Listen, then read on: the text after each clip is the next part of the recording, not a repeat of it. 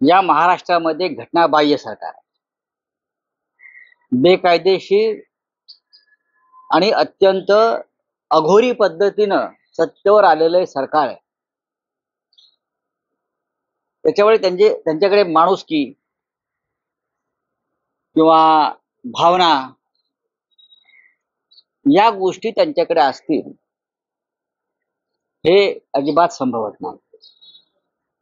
बदलापूरमध्ये ज्या शाळेमध्ये ही घटना घडली ती शाळा भारतीय जनता पक्षाशी संबंधित आहे. दुर्दैवानं ही दुसऱ्या कोणत्या पक्षाशी संबंधित असते.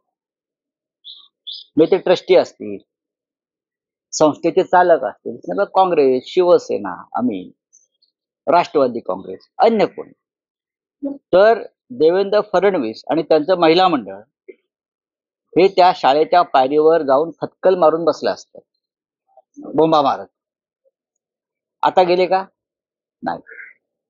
किंवा मधल्या काळामध्ये योगींचं राज्य जे सुरू आहे, बुलडोजर राज्य, तसे काही ठिकाणी अशा गुन्ह्यानंतर बुलडोझर चालवण्याचं काम शिंदे सरकारने केलं. मग हे बुलडोझर बदलापूरला का नाही गेले हा एक प्रश्न आहे. मी असं म्हणत नाही की बुलडोझर गेलेच पाहिजे, पण तुम्ही यापूर्वी अशा गुन्ह्यात जरब बसावी म्हणून बुलडोझर चालवलेत त्या जागांवर. जनतेचा काल उद्रेक होता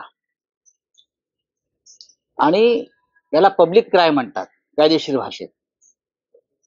आणि जेव्हा जेव्हा असा पब्लिक क्राय झाला तेव्हा त्याची दखल न्यायालयानं घेतलेली आहे. अनेक प्रकार